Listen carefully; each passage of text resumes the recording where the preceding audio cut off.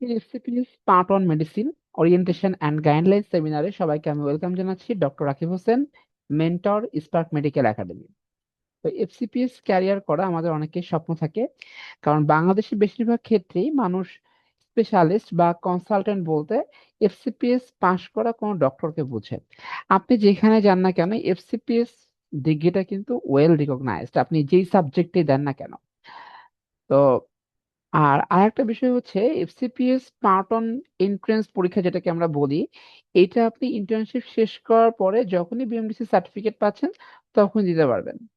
Training পিরিয়ডটা MD বা MS এর মতো অতটা হেক্টিক থাকে না। আপনি চাইলে কিছুটা গ্যাপ নিতে পারবেন, কিন্তু এমডি বা এমএস এর যে ট্রেনিং পিরিয়ড, সেখানে কিন্তু কোনো গ্যাপ নেওয়ার সুযোগ থাকে না। ঠিক আছে।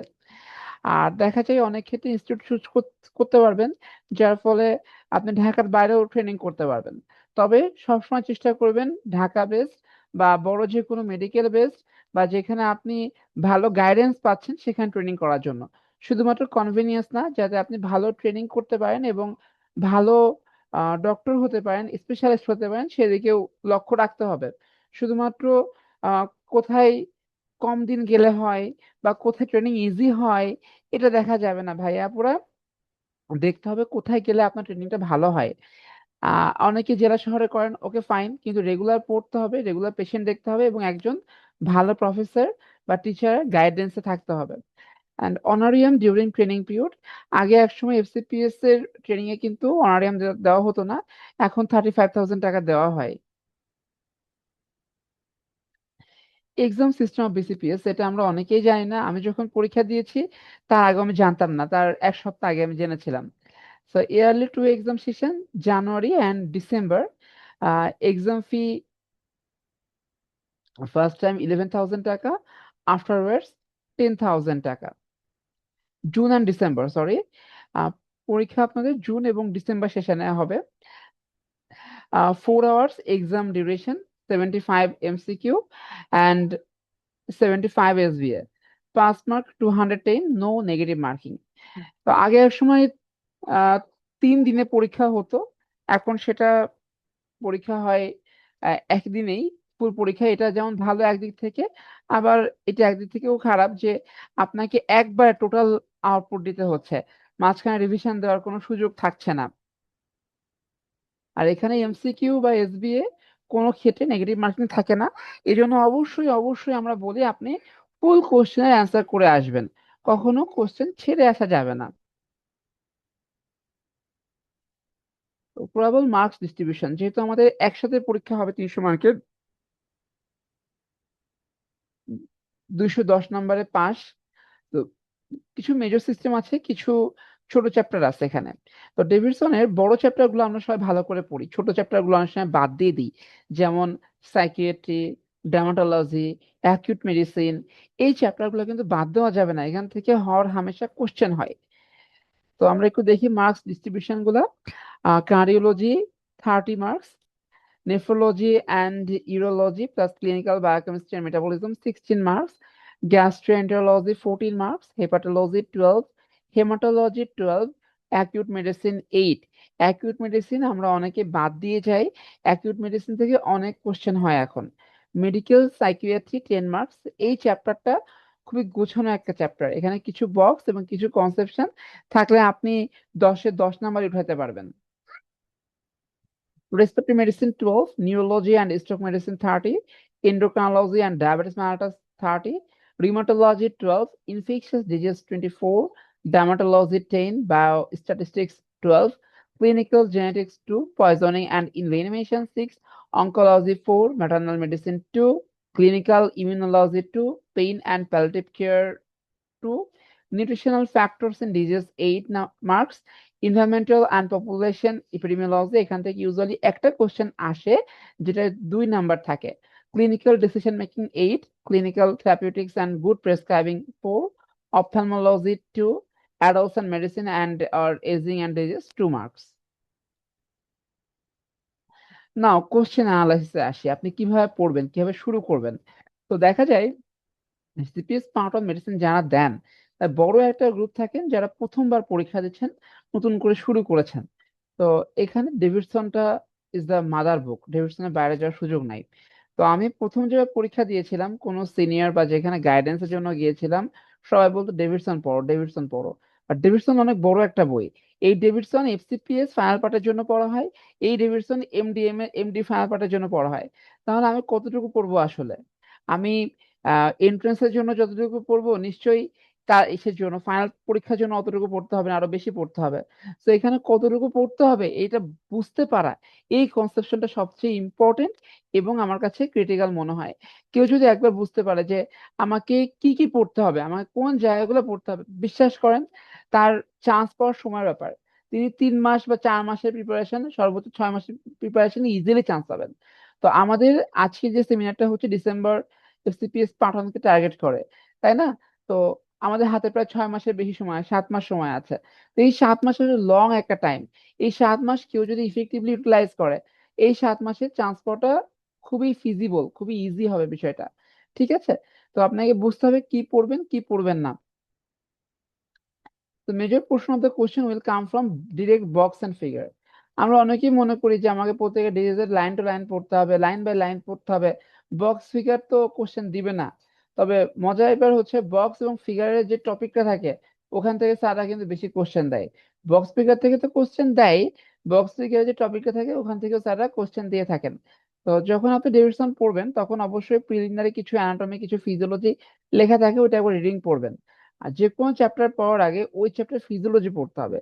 ডেভিডসনের বাইরে ফিজিওলজি থেকে প্রচুর কোশ্চেন হয়, অনেকেই চান্স পান না শুধুমাত্র ফিজিওলজি কোশ্চেন গুলো মিস করে যান এই জন্য। ঠিক আছে? আচ্ছা, এরপরে আসি যখন ক্লিনিক্যাল ফিচার শুরু হলো, ক্লিনিক্যাল ফিচার থেকে আপনি প্রথমেই দেখে ফেলবেন যে কোন ডিজিজ কি কি প্রেজেন্টেশন নিয়ে আসে বা কি কি কিভাবে প্রেজেন্ট করতে পারে এইটা। ঠিক আছে? আর ডিজিজ ওয়াইজ পড়তে গেলে clinical feature, investigation, management of important disease. তো প্রথমবার যখন আপনারা পড়বেন তখন একটু সময় দিয়ে পড়বেন। যে কোনো একটা ক্লাস করলে আপনার জন্য ইজি হবে, কি পড়তে হবে কি পড়বেন না সেটা বোঝা ইজি হবে আর কি। তো প্রথমে আপনারা যখন পড়বেন তখন কিছু কি পয়েন্ট থাকে, যেমন quick pivotal examination, choice of investigation, choice of treatment, most common presentation. এই যেগুলো এসবি এর জন্য ইম্পর্টেন্ট, ওয়ান সেন্টেন্সে বা এক লাইনে আনসার দেওয়া যায়, এগুলো আপনাকে বইয়ে মার্ক করতে হবে। অনেকে লিখতে যান, লিখতে পারলে ভালো, তবে বইয়ে মার্ক করাটা সবচেয়ে ইজি। বিকজ ওই লিখতে গেলে অনেক টাইম কনজিউমিং, ওই টাইপে আপনার একটা চ্যাপ্টার কিন্তু পড়া হয়ে যাবে। ঠিক আছে? আচ্ছা, আর কিছু কোশ্চেন আছে খুবই অ্যানালিটিক্যাল, দেখা যায় এটা 10%ও না, 5%ও আসে না আর কি। টোটাল 300 নম্বরের পরীক্ষা হলে আপনাকে বড় জোর 10টা কোশ্চেন দিবে, বড় জোর 10টা কোশ্চেন। তো এই 10টা কোশ্চেনে হয়তো আপনি নিজ থেকেই 2-3টা পারবেন, আর বাকি 5-7টা না পারলেও কোনো অসুবিধা নাই। তবে আমরা পাঁচ মেডিসিন থেকে কিছু সিলেক্টেড কোশ্চেন সলভ করাবো, যেটা আপনাদের জন্য অনেক ইজি হবে। ওকে, এখন চলে আসি আপনারা পড়া শুরু করবেন কিভাবে। ডেভিডসনের একটা চ্যাপ্টার পড়তে গেলে, যেমন আপনি নিউরো মেডিসিন বা নিউরোলজি পড়বেন, নিউরোলজি পড়তে গেলে অবশ্যই আপনাকে নিউরোলজির যে ফিজিওলজি যে পোর্শনটা আছে এইটা পড়তে হবে। আমি সবসময় বলি ফিজিওলজি না পড়লে ডেভিডসন বুঝতে অসুবিধা হয়, এবং আই রিপিট প্রচুর কোশ্চেন এখান থেকে আসে। অনেকে চান্স মিস হয়ে যায় শুধুমাত্র ফিজিওলজিতে গ্যাপ থাকার জন্য। uh, it will make easier to understand Davidson. Then go through the Davidson book, but you have to maintain your level. Never go to advanced level. এখন আপনি যদি জিন সিকোয়েন্সিং পড়তে যান তাহলে তো হবে না। আপনি জেনেটিক্স চ্যাপ্টার পড়তেছেন, অটোসোমাল ডমিনেন্ট, অটোসোমাল রিসেসিভ, এগুলো ক্যারেক্টার জানা, এগুলো এক্সাম্পল জানা মোর দ্যান এনাফ। আপনাকে জেনেটিক সিকোয়েন্সিং কোন মেথডে করা হচ্ছে এগুলো না জানলেও চলবে। You need not to know everything or like a specialist. For SBA, please mark and write down choice of investigation, choice of treatment, based investigation, management, based tool, pivotal role. এই পয়েন্টগুলো আপনি যেখানে দেখবেন ডেভিডসনের সেখানে মার্ক করবেন। After finishing a chapter, you may solve questions, selected question from past medicine. তো পাঁচ মেডিসিনে অনেক কোশ্চেন থাকে, সব কিন্তু ডেভিডসন বেস থাকে না, বাইরে থাকে। এই জন্য আপনাকে সিলেক্টিভ ওয়েতে পড়তে হবে। এখন আমরা স্পার্ক স্ট্র্যাটেজি বা আমরা স্পার্কে কিভাবে কোর্স ডিজাইন করেছি যাতে আপনাদের সাকসেসটা বেশি থাকে। Every topics will be discussed based on scenario, previous topics based preparation, 30 Davidson based regular class, 8 physiology class, 10 pass medicine class. এবং অবশ্যই পরীক্ষা হবে, আমাদের এখানে প্রায় 30টার বেশি পরীক্ষা হয়। পরীক্ষাগুলো দিলে আপনার কনসেপশনটা অনেক ক্লিয়ার হবে এবং আপনার জন্য আপনার গ্যাপটা বোঝাতে ইজি হবে। সো স্পার্কে আমরা যেভাবে ডিজাইন করেছি এটা আপনার বেস্ট প্রিপারেশন কে এটা ইনলাইটেন করবে। ওকে, তো আমরা এখন হচ্ছে আমাদের কোর্স ফিচারটা একটু আপনাদেরকে দেখাই, তাহলে আপনাদের জন্য বুঝতে সুবিধা হবে। আর আরেকটা বিষয় হচ্ছে যে আমরা অনেকে একটা ভুল করে ফেলি, ভুলটা হচ্ছে যখন ডেভিডসন পড়ি তখন সব পড়তে যাই। তো সব পড়াটা আসলে খুব ব্যাড একটা স্ট্র্যাটেজি। সব পড়া যাবে না, আপনাকে আমরা ক্লাসে যেগুলা বলবো, যেভাবে ফোকাস করতে বলবো, সেগুলো যদি একটু পড়েন, একটু মনোযোগ দেন, তাহলে দেখবেন সহজে চান্স পাচ্ছেন। ঠিক আছে?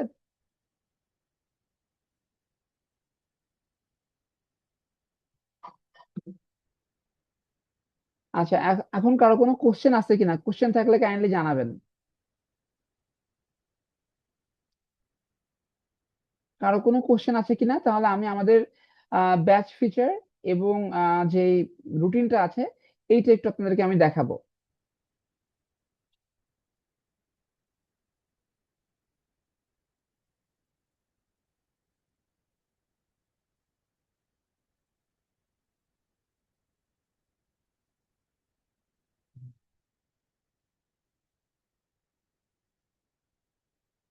আচ্ছা, সবাই কি আমার স্ক্রিন দেখতে পাচ্ছেন? একটু রেসপন্স করবেন।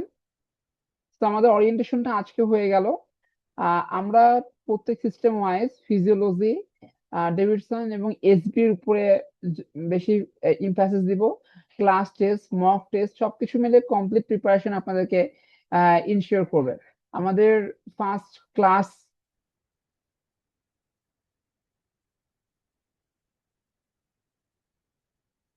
এই ব্যাচের ফার্স্ট ক্লাস হচ্ছে 19 তারিখে।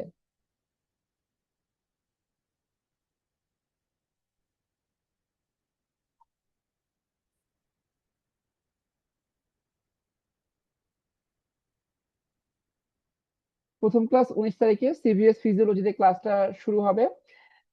দেন cardiology 1, cardiology 2, cardiology SBA class, endocrine physiology, endocrine 1, then Eid holiday আমাদের বন্ধটা থাকবে। তো প্রতি সপ্তাহে একটা ক্লাস ইনিশিয়ালি থাকছে, তো আপনাদের খুব ওভার বার্ডেন হবে না, এক সপ্তাহের মধ্যে ইজিলি পড়তে পারবেন। ঠিক আছে? ওকে। এবং আমাদের ব্যাচে আমরা ছোট যে চ্যাপ্টার গুলো আছে এখান থেকে কোশ্চেন হয়, যেমন ক্লিনিক্যাল জেনেটিক্স, অ্যাকিউট মেডিসিন, এই চ্যাপ্টার গুলোতে আমরা স্পেশাল ইমফাসিস দিব যাতে আপনারা সহজে মানে বুঝতে পারেন। আর ক্লাসে পড়ানো হবে কিভাবে, এই কোশ্চেনটা অনেকেই করেন। আমাদের ব্যাচে ভর্তি হলে ফিজিওলজি বুকস আমরা ফ্রি দিব। তো ফিজিওলজিতে আমাদের ফিজিওলজি বই থেকেই পড়াবো, আর ডেভিডসন বই দাগিয়ে পড়াবো। যে দাগানো পিডিএফটা ওটা আমরা গ্রুপে শেয়ার করে দিব। ঠিক আছে? প্রত্যেক গ্যাসের জন্য আলাদা প্রাইভেট হোয়াটসঅ্যাপ গ্রুপ থাকবে, যেখানে আমরা আমাদের স্টাডি কন্টেন্ট থেকে শুরু করে এভরিথিং শেয়ার করব। তো কারো কোনো কোশ্চেন আছে কিনা কাইন্ডলি জানাবেন, না হলে আজকে সেশনটা আমরা শেষ করব।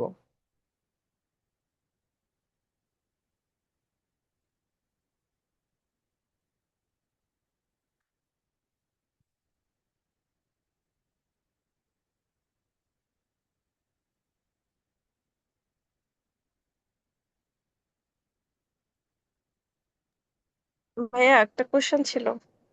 জি আপু। 2020-এর আগে যারা পার্ট ওয়ান পাশ করেছে তারা তো আর এই যে অনারিয়াম দেয় ওটার আওতাভুক্ত হবে না, তাই না? এখন যদি জয়েন করে ট্রেনিং এ। আহ এইটা আমি এক্স্যাক্টলি বলতে পারছি না। আমি যতদূর জানি যে সবাই এখন থেকে আপনার এই অনারিয়ামটা হুম, পাবেন, আগের পাস করা বা আগের কিছু সেটা আসবে না, আমি যতদূর জানি আর কি আপু। তারপরে কনফিউশন থাকলে আপনি বিসিপিএস এর যে বিসিপিএস এ হেল্পলাইন আছে, যোগাযোগ করতে হবে। হ্যাঁ হ্যাঁ, জি বিসিপিএস জি। হেল্পলাইন নাম্বারে ফোন দিলে ওনারা এক্স্যাক্টলি বলতে পারবেন। আচ্ছা, আর আগের যে যারা পাশ করেছে এখন তো শুনি যে ট্রেনিং এ ঢুকতে অনেক কম্পিট করতে হয়, মানে সিলেক্টেড হয় না অনেকেই, সেক্ষেত্রে ডিএমসির ওদিকে কি মানে সম্ভব কিনা ট্রেনিং এ চান্স পাওয়া? এইটা একটু টাফ হয়ে যায় এখন, তারপরও দেখা যায় যে ঢাকার মধ্যে ট্রেনিং করতে পারলেও ভালো। ঢাকার মধ্যে বা বড় যে কোনো মেডিকেল কলেজ হসপিটাল ট্রেনিং করতে পারলেও ভালো আর কি। জেলা সদর হসপিটাল আচ্ছা গুলাকে আমি ভাইয়া। সবসময় ইনহিবিট করি, কারণ অনেক ক্ষেত্রে দেখা যায় যে হুম, হুম। কাউন্ট হয়, কিন্তু বেসিক্যালি এগুলো খুব জি। টাফ হয়ে যায়, এগুলো এখান থেকে ট্রেনিং ভালো হয় না। এই আর কি। প্রাইভেটের মধ্যে এই যে ঢাকা যেগুলো আছে বাংলাদেশ মেডিকেল, এগুলো কেমন? বাংলাদেশ মানে মেডিকেল এই জায়গাগুলোতে আপনাকে নিজ উদ্যোগে শিখতে হবে। এখানে ডিএমসি হুম বা হুম সোহরাওয়ার্দী বা সলিমুল্লাহর মতো এতটা স্মুথ হবে না। তবে বাংলাদেশ মেডিকেলে অনেক স্যাররা আছেন যারা হুম অনেক ভালো টিচিং করেন, সেটাও ভালো। তবে আপনাকে নিজ উদ্যোগে শিখতে হবে। And মানে হয় কি যে এমডিএমএস এ আপনার ফাঁকি দেওয়ার টেন্ডেন্সি থাকলে আপনি দিতে পারবেন না, বাট এখানে ফাঁকি দেওয়ার টেন্ডেন্সি থাকলে দেওয়া যাবে।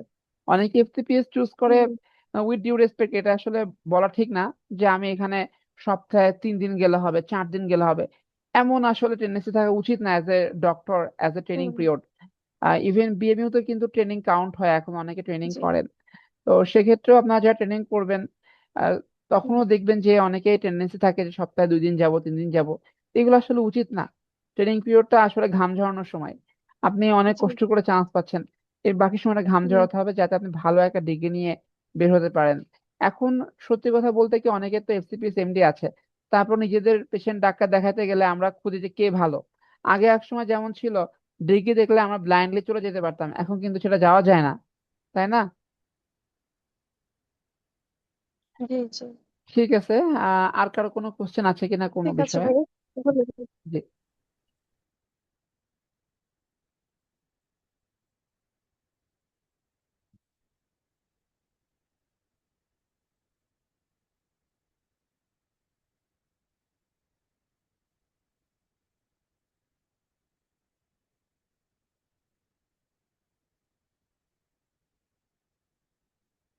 ঠিক আছে, ধন্যবাদ সবাইকে। কারো কোনো কোশ্চেন না থাকলে আজকের সেমিনারটা আমি এখানে শেষ করতে চাচ্ছি। সবার জন্য শুভকামনা এবং দোয়া রইলো। আসসালামু আলাইকুম।